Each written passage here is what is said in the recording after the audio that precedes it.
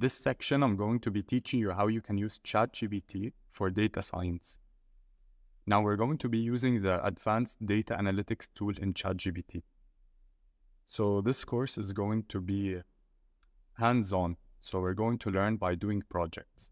And don't worry, you don't need to know how to code because ChatGPT will generate everything for you. Now, before starting, I just want to do a general overview of data science.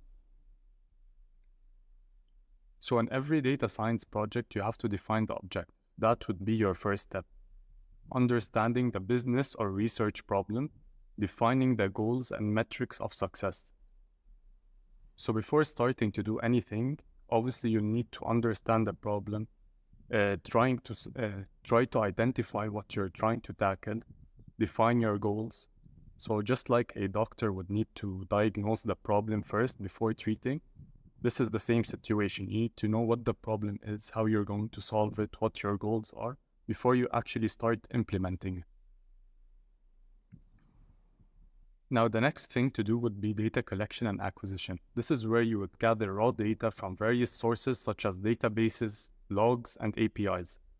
And you need to understand the relevant usability of the data for the problem at hand. Not all the data you get would be perfect. Some of them are going to have missing values and outliers and other data errors.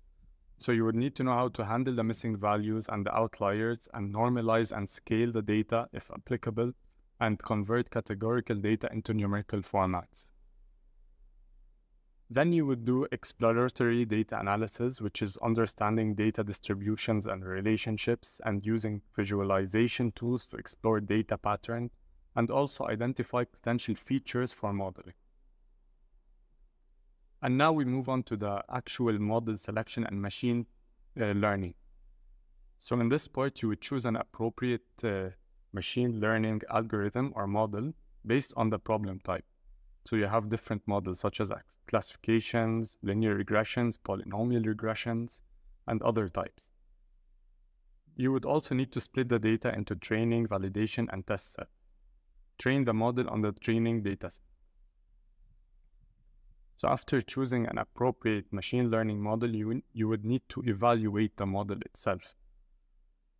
So you would use predefined metrics such as the accuracy, the R-squared, the RMSE, and other metrics that we will talk about.